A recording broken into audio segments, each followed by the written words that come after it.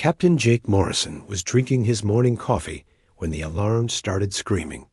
He ran to the control room of the defense station that floated high above Earth. The big screens showed something that made his heart stop. Huge alien ships were coming into their solar system. How many? Jake asked his team.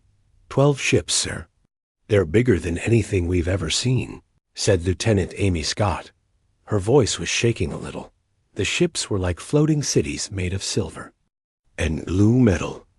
They moved slowly, but with purpose. Jake had trained for this moment his whole life, but now that it was happening, he felt scared and excited at the same time. Get me President Harper right now, Jake ordered. Down on Earth, President Linda Harper was in a meeting about farm problems when her phone rang. The caller told her about the alien ships. She dropped her coffee cup and ran to the Situation Room. Are they attacking? She asked General Steve Campbell. No, ma'am. They're just sitting there, waiting, the general said. For 3 hours, the alien ships did nothing. Then a message came through every radio, television, and computer on Earth. The voice was strange, but spoke perfect English. People of Earth, we are the Celestial Confederation. We come in peace. We want to help you. The alien voice was calm and friendly. We have been watching your world for many years. You have grown and learned much, but the galaxy is a dangerous place. We offer you protection. President Harper and world leaders met in New York at the United Nations building. The aliens sent a small ship that landed in the parking lot. One alien came out. It was tall and thin with blue skin and big eyes. It walked like a human, but moved more smoothly. I am Ambassador Vexthara, the alien said. I speak for the Confederation. We have come to save you. The meeting room was full of people from every country. Some were scared, others were curious. President Harper sat at the front table with leaders from other nations. Save us from what? Asked President Harper. From the many dangers that exist in space, Vexthara said. There are terrible things out there. Wars, diseases, creatures that eat planets. Your world is beautiful and peaceful. We want to keep you safe. How would you do that? Asked the leader from China. We will move your people to a protected world, a place where you can live in peace.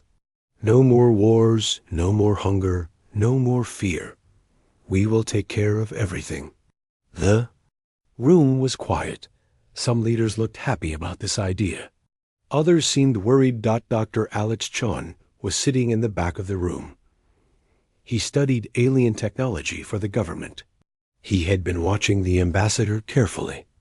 Something felt wrong to him. What about our planet? Asked the leader from Brazil. This is our home. Earth will be preserved, Vexthara said, but it is not safe for you to stay here. Trust us. We have done this many times before. We have helped many worlds. A young man named Sam Rodriguez worked as a translator for the United Nations. He was new to his job and not as important as the other people in the room. But he was curious and not afraid to ask questions. Sam stood up. Excuse me, Ambassador. You say you want to protect us, but protect us from what exactly? What are these dangers you talk about? Everyone in the room turned to look at Sam. Some of the older diplomats looked angry that he had spoken without permission. Vexthara's big eyes looked at Sam for a long moment. The threats are complex. Your minds would not understand them. It is better if you simply trust us. But we're not children, Sam said. We've survived on our own for thousands of years. We've fought wars, built cities, gone to space. Why? Can't you just tell us what we need to be protected from? The ambassador's blue skin seemed to get a little darker. Young human, the galaxy is full of horrors you cannot imagine. There are forces that destroy entire star systems, creatures that hunt intelligent life, ancient evils that sleep between the stars. we offer you safety from all of this. President Harper leaned forward. You're asking us to leave our world and live under your protection. But you won't tell us what threatens us. How do we know you're telling the truth? Because we are here, Vexthara said. We have the power to protect you, or to leave you to face these dangers alone. Choose wisely. Dr. Chun felt a chill run down his back. The ambassador's words sounded less like an offer and more like a threat. After the meeting, world leaders talked for hours. Some wanted to accept the alien offer. Others, like President Harper, had doubts. Something's not right, she told General Campbell. If they really want to help us, why won't they explain the danger? Maybe they think we're too primitive to understand, the general said. Or maybe, Dr. Chun said quietly, they're not telling. Use the whole truth. Outside, the alien ships waited in space. They were beautiful and terrible at the same time. Inside the ships, creatures from many worlds lived and worked together. But they all obeyed the Confederation. On Earth, people watched the news and wondered what would happen next. Some were excited about the idea of living in peace under alien protection. Others were worried about leaving their home. Sam Rodriguez went home to his small apartment and thought about the meeting. The ambassador's answer had not satisfied him. In fact, it had made him more curious. What were these dangers that humans supposedly couldn't understand? He decided to do some research. If the aliens wouldn't tell them the truth, maybe he could find it himself. The next morning, President Harper called leaders from around the world. We need more information before we make this decision, she said. I'm not willing to give up our world based on vague warnings about unknown threats. But the aliens were getting impatient. Vexthara sent another message. You have 3 days to decide. After that, we cannot guarantee your safety. The clock was ticking, and humanity had to choose. Accept alien protection or face the unknown dangers of the galaxy alone. Admiral Kate Sullivan had been in the Navy for 30 years. She had seen wars and peace, storms and calm seas. But she had never seen anything like this. The alien ships hanging in space above Earth made her nervous. I don't trust them, she told her team at the Pentagon. Something about their story doesn't add up. President Harper had asked Kate to find out more about these aliens. If they were really here to help, why were they being so secretive? What do we know about them? Kate asked. Not much, said Commander Rick Foster. They showed up 3 days ago. They claim to represent something called the Celestial Confederation. They want to relocate all humans to a safe world for our protection. Protection from what? That's what we're trying to find out. Across town, engineer Tony Walsh was working in his lab. He had gotten his hands on some alien technology from their shuttle. It was like nothing he had ever seen. The metal was lighter than air, but stronger than steel. The computer systems were incredibly advanced. Lisa, come look at this, he called to Dr. Lisa Park, who was working at another table. Lisa was a smart scientist who specialized in communications. She had been trying to understand how the aliens talk to each other. What did you find? She asked. I think I figured out how their communication system works, Tony said. It's not like our radio or phones. It's more like thoughts being sent through space. Thoughts? Yeah, look at this. Tony showed her a device that looked like a crystal surrounded by metal wires.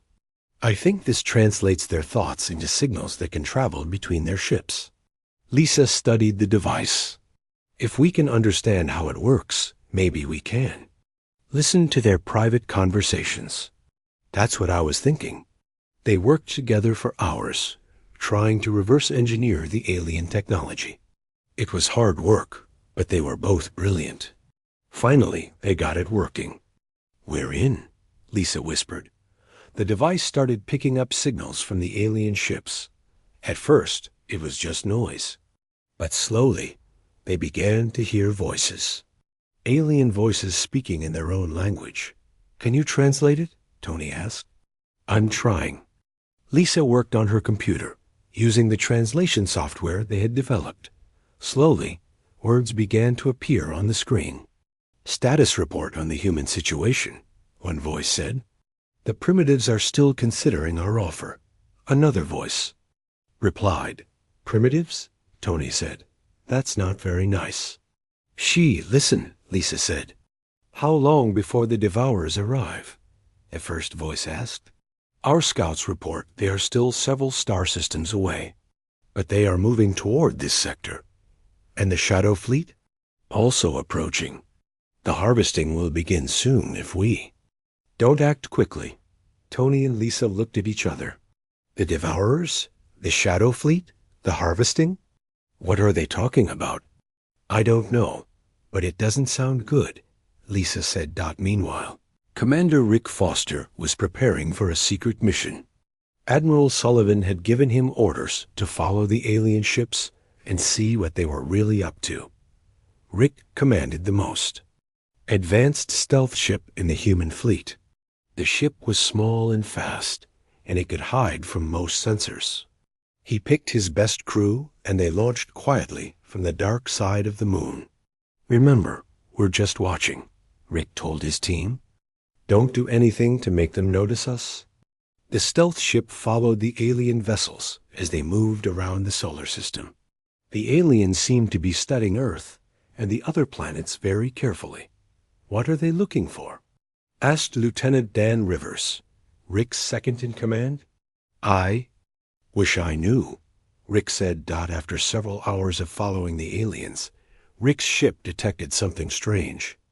The alien ships were not just exploring. They were setting up some kind of equipment around Earth. "Captain, you need to see this," called out Sergeant Paul Davis from the sensor station. Rick looked at the screen. The aliens had placed devices in orbit around Earth. The devices were small, but gave off a lot of energy. "What are those things?" Rick asked. "I'm not sure, but they look like containment devices," Paul said. "Like they're building a cage around our planet." Rick felt his blood run cold. "Are you saying they're planning to trap us here?" "That's what it looks like, sir." Back in her lab, Dr. Maya Patel was studying all the information they had gathered about the aliens. Maya was one of the smartest people on Earth. She could see patterns that others missed. She looked at the alien technology, the intercepted messages, and the reports from Rick's stealth mission. Slowly, a picture began to form in her mind. "They're not here to protect us," she said out loud. "They're here to contain us." Maya called Admiral Sullivan immediately.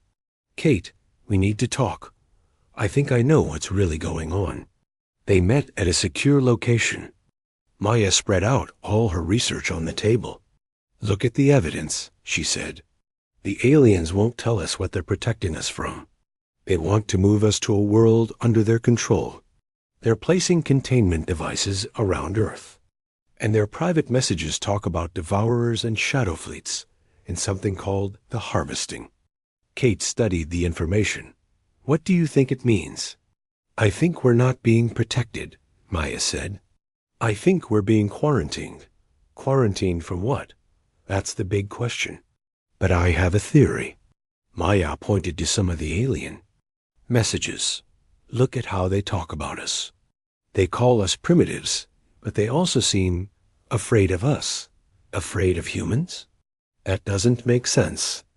They have better technology than us."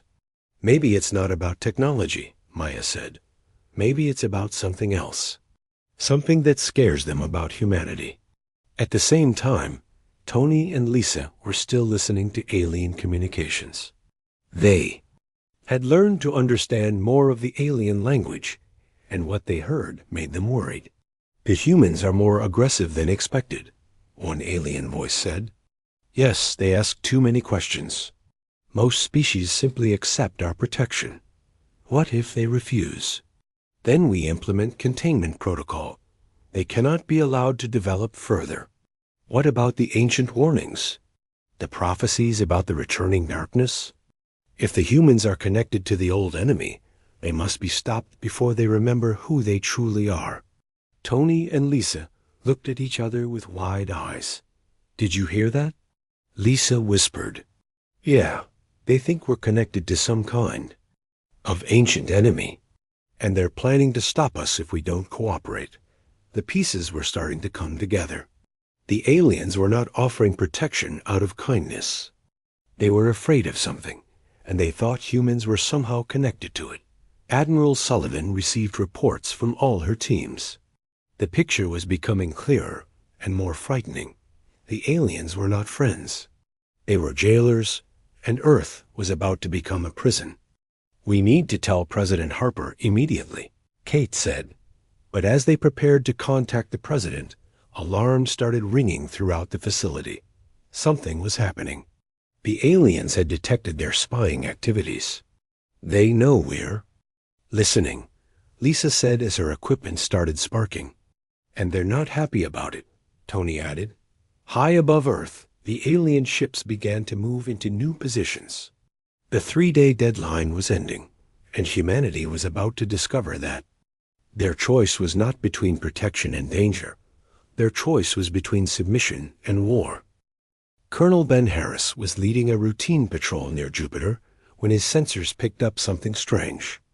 A small ship was drifting in space, badly damaged and sending out a weak distress signal.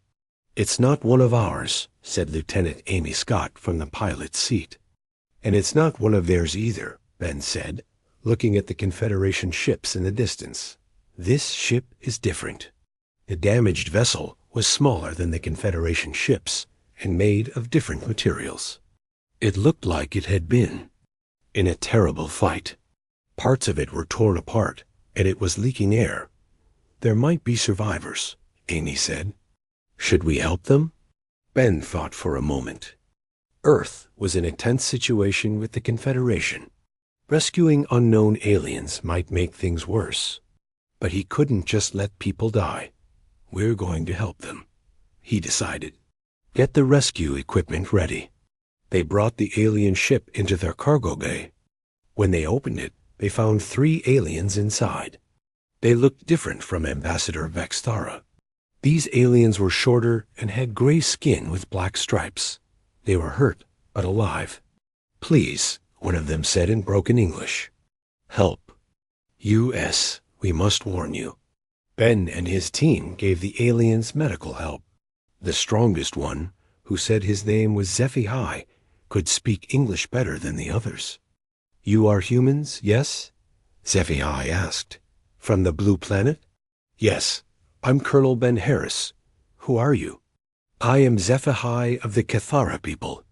We have been running from the Confederation for many years. Running from them? But they say they help people. HFY made a sound that might have been laughter, but it was bitter. Help?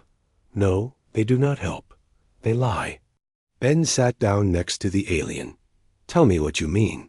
The Confederation finds worlds with young species, HFY explained. They offer protection. They say the galaxy is dangerous, and they will keep you safe. That's exactly what they told us. Yes, because it is their trick. They make you afraid of dangers that may not even exist. Then they take you to their worlds, or you become their slaves. Ben felt his stomach drop. Slaves? Workers, soldiers, servants. They strip your world of its resources and use your people for labor. They have done this to hundreds of worlds. Why didn't anyone stop them? Because they are powerful and most species are peaceful. They do not fight back. But some of us escaped and have been trying to warn others. Ben called Admiral Sullivan. Immediately. Ma'am, you need to hear this. Within hours, HFY was speaking to Earth's leaders through a secure video link. He told them everything about the Confederation. They are not protectors, he said. They are conquerors who use fear instead of weapons. They make you think you need them, then they control you. President Harper listened carefully. What about these dangers they talk about?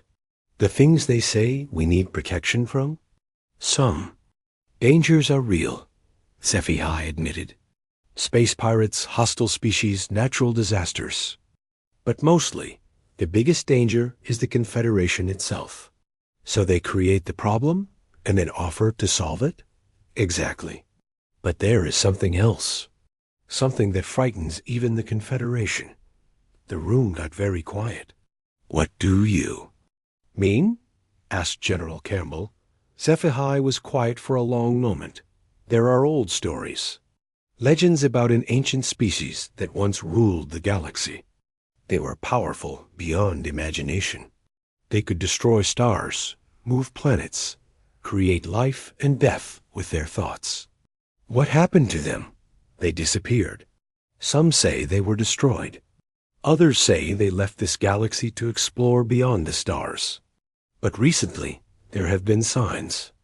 Strange energy readings, old technology activating, signals from dead worlds. You think they're coming back? The Confederation thinks so, and they are terrified. Dr. Maya Patel leaned forward. What does this have to do with humans? That is the most important part, SciFi said. The Confederation believes that humans are connected to these ancient beings. Your rapid development, your aggressive nature, your refusal to accept their protection, it all matches the old descriptions. You're saying they think we're related to some ancient super race? Not related. They think you are them. That humans are the descendants of the ancients, finally returning to claim the galaxy. The room was silent. The idea seemed impossible, but it explained so much. Is it true? President Harper asked. I do not know, SciFi said, but I have studied your species since our escape. You are unlike any other people in the galaxy. You fight when others surrender. You explore when others hide. You question when others obey. If you are not the ancient ones, you are certainly like them. Colonel Ben Harris had been listening quietly. So the Confederation isn't trying to protect us from some external threat. They're trying to protect the galaxy from U.S. That is correct, SciFi said. They fear what you might become if you are allowed to develop freely. Admiral Sullivan stood up. We need to get this information to everyone immediately. If the Confederation is planning to contain us, we need to be ready. But as they were speaking, alarms started going off throughout the facility. Lieutenant. Dan Rivers ran into the room. Ma'am, we have a problem. The Confederation ships are moving. They're surrounding Earth and powering up their weapons.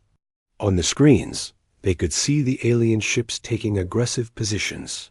The 3-day deadline had passed, and the aliens were making their move. They must know we discovered their plan. General Campbell said.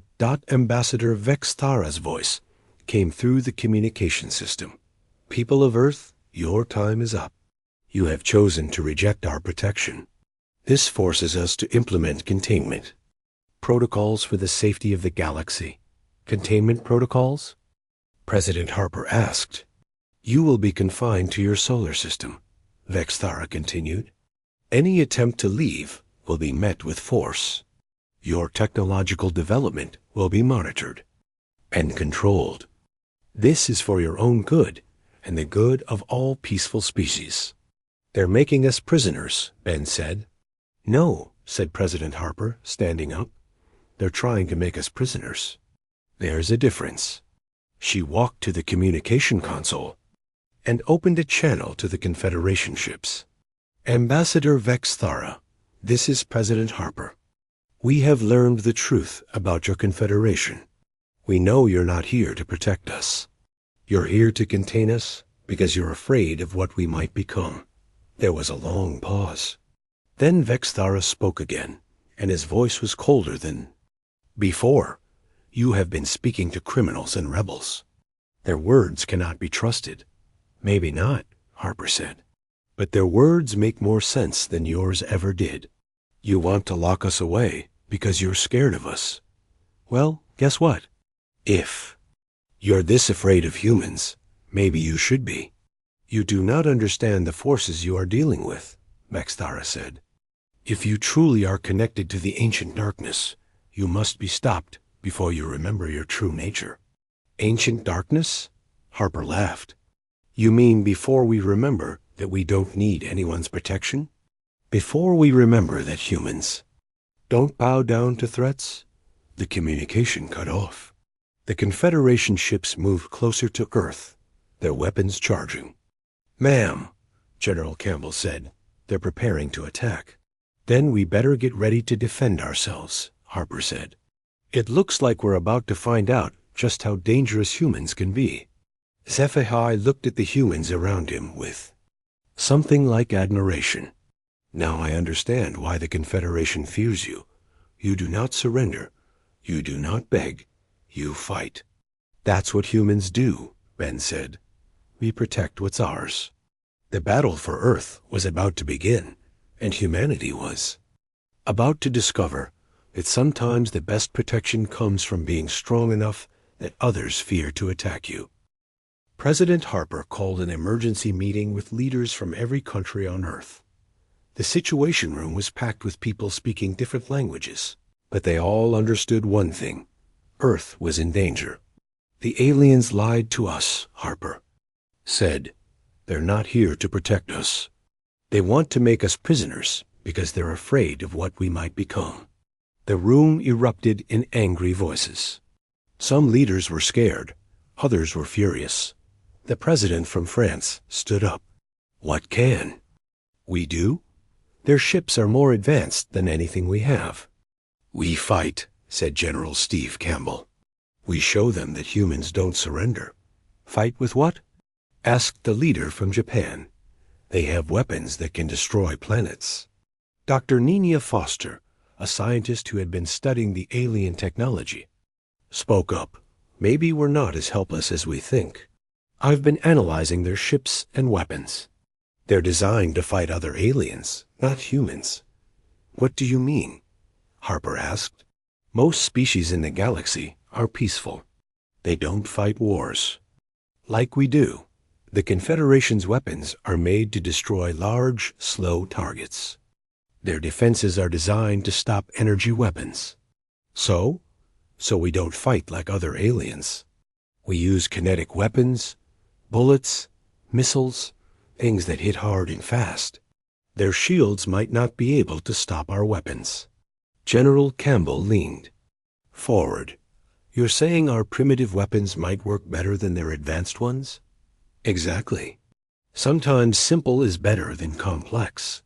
HFY, the rescued alien, had been listening quietly. She is right. The Confederation has grown soft. They have not fought a real war in centuries. They rely on fear and superior technology, not on fighting spirit. What about other species? Harper asked. Are there others who want to fight the Confederation? Yes, HFY said. Many worlds have been conquered by the Confederation. Some still resist. If Earth fights back, it might inspire others to rebel. While the leaders talked, engineer Paul Davis was working with Tony Walsh and Lisa Park to prepare Earth's defenses. They had been studying the alien technology and had some ideas. Their communication system is their weakness, Paul said. If we can jam their signals, they won't be able to coordinate their attacks. Can we do that? Tony asked. I think so. We've learned how their system works. We can build devices to interfere with it. Lisa was working on another project. I've been studying their ship designs. They're built for long-range combat. They're not good at close fighting. What do you suggest? We get close. Real close. Use our smaller, faster ships to get in among their big vessels. They won't be able to use their heavy weapons without hitting each other. Meanwhile, Captain Jake Morrison was preparing Earth's space defenses. He had pilots from every nation working together. They were scared but determined. Remember, he told them, we're not trying to win a traditional space battle. We're trying to show them that attacking Earth is too expensive to be worth it. Lieutenant, Amy Scott raised her hand. What's our objective, sir? Survive long enough to make them reconsider. If we can hurt them badly enough, they might decide to leave us alone. Back in the Situation Room, the debate continued. Some leaders wanted to surrender and accept alien protection. Others wanted to fight no matter what. Maybe the aliens are right, said the leader from Germany. Maybe humans are dangerous. Maybe we should be controlled. That's exactly what they want us to think, Harper said. They want us to be afraid of our own strength. But what if they're right? Asked the leader from Canada. What if we really are connected to some ancient enemy? What if we're dangerous to the galaxy? Dr. Maya Patel had been thinking about this question. So what if we are? Every species has the right to exist and grow. We've never attacked anyone. We've never conquered other worlds. We've only defended ourselves. But what about our history? Someone asked. Humans have always been violent. We've fought wars, enslaved people, destroyed our own environment. And we've also created art, music, and literature, Harper said. We've helped each other during disasters. We've explored space, not to conquer, but to learn. We've made mistakes, but we've also grown. General Campbell stood up. The question isn't whether we're dangerous. The question is whether we're going to let fear control us. The Confederation is afraid of what we might become. Are we going to be afraid of ourselves? The room was quiet. Then Sam Rodriguez, the young translator who had first asked the important question, spoke up. I've been thinking about what the ambassador said. He told us there are terrible things in space. Wars, diseases, creatures that eat planets. Maybe there are. Maybe the galaxy is dangerous. So? Harper asked. So maybe that's exactly why the galaxy needs humans. Maybe we're not the threat the Confederation fears. Maybe we're the solution. What do you mean? They said we're aggressive, and we don't surrender. They said we ask too many questions, and we don't accept easy answers. Those aren't bad things. Those are exactly the qualities you need to fight real dangers. Dr. Foster nodded. He's right. If there really are creatures that eat planets and ancient evils sleeping between stars, then the galaxy needs protectors who won't give up when things get tough. But the Confederation protects the galaxy, someone said. No, SciFi said firmly. The Confederation controls the galaxy. They keep species weak and dependent. When real threats come, they hide behind their walls and hope someone else will deal with the problem. So you're saying the galaxy needs us to be strong? Harper asked. I'm saying the galaxy needs someone who won't run away when things get scary. Someone who will fight for what's right, even when the odds are bad. The debate went on for hours. Finally, Harper called for a vote. All in favor of fighting the Confederation? Most hands went up. A few leaders abstained, but none voted against. Fighting. Then it's decided, Harper said. We're going to show the Confederation that humans don't surrender. As the meeting ended, reports came in from around the world. The Confederation had begun their containment operation. Energy barriers were being erected around Earth. Ships were patrolling the outer edges of the solar system. But something else was happening too. Radio signals were coming from other star systems. Messages from worlds that had been conquered by the Confederation. They had heard about Earth's resistance and were sending support. Look at this, Lisa Park said, showing President Harper a translated message. It's from a world called Zirion. They're saying they're rising up against their Confederation overseers. And here's another one, Tony Walsh added, from the Altair system.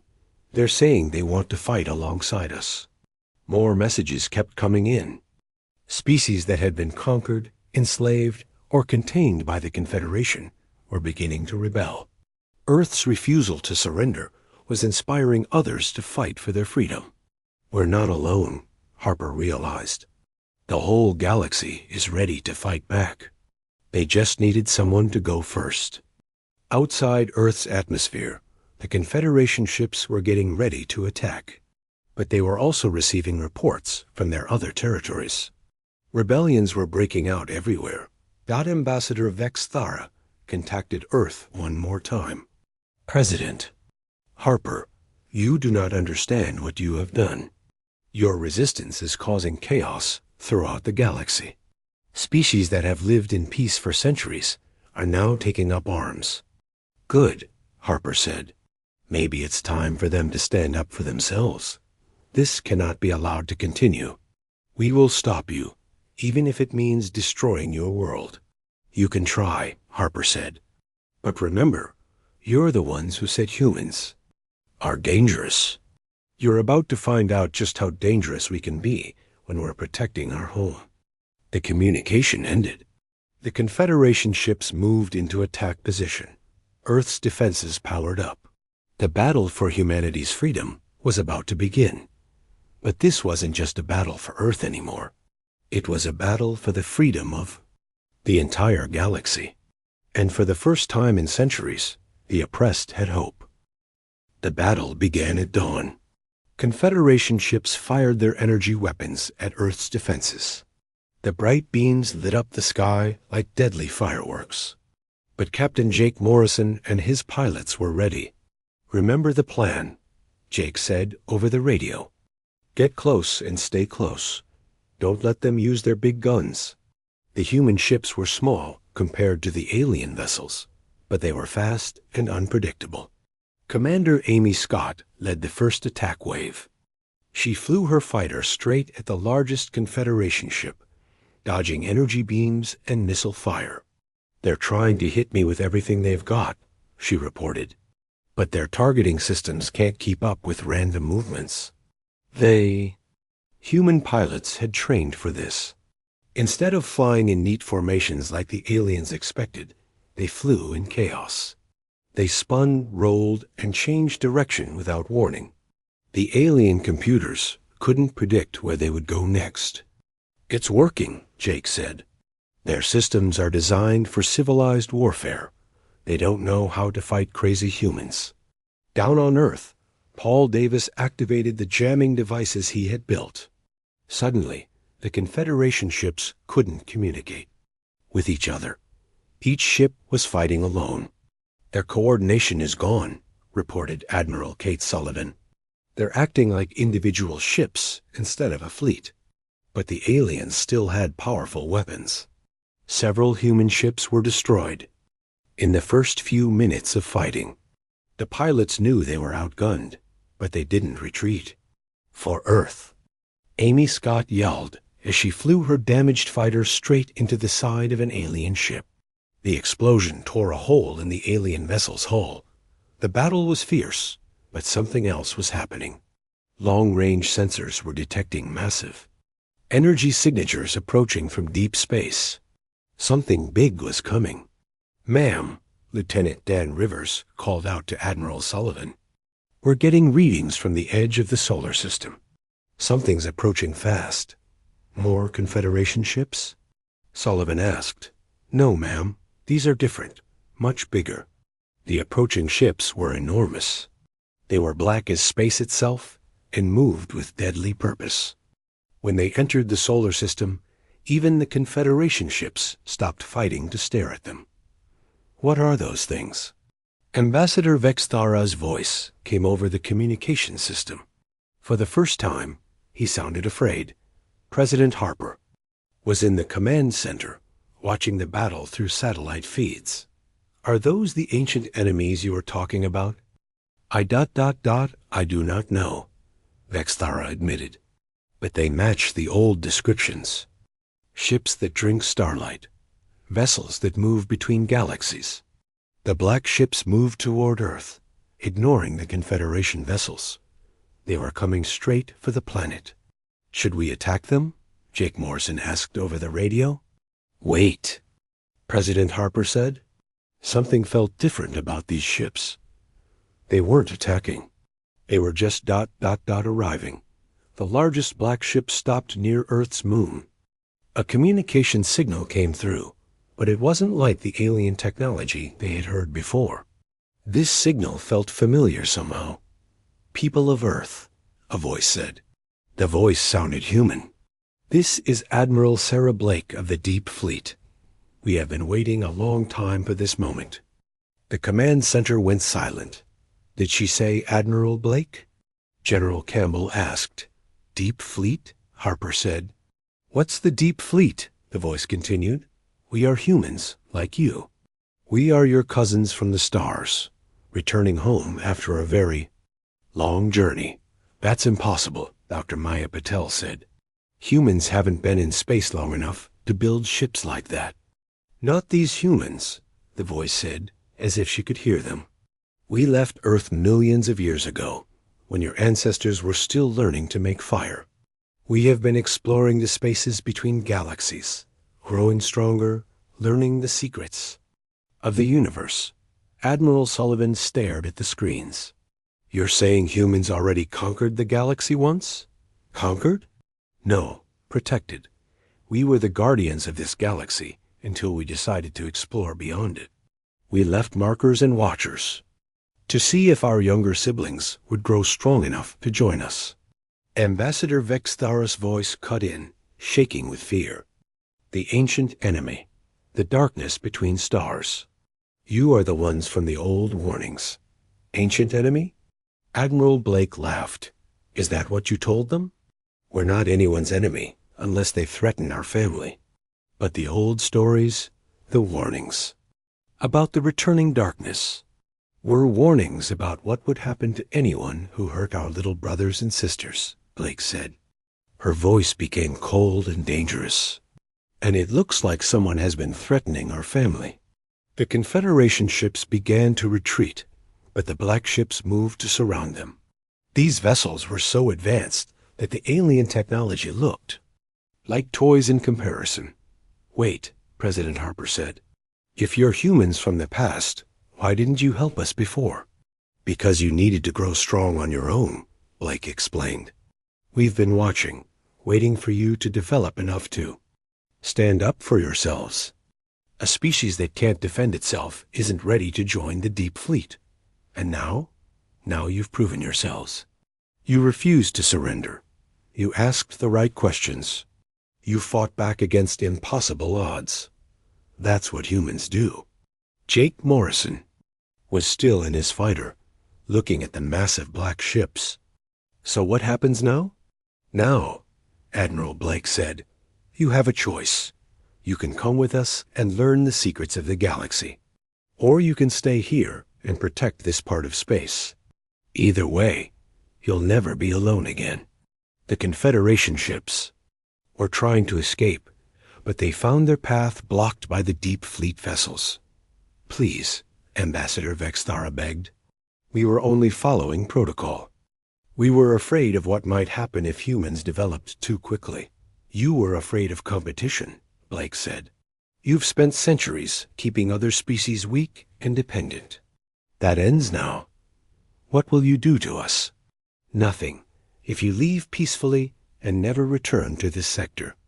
But if you ever threaten any world in this galaxy again, we'll show you why the old stories warned about angering humans. The Confederation ships fled as fast as they could. Within hours, they were gone from the solar system.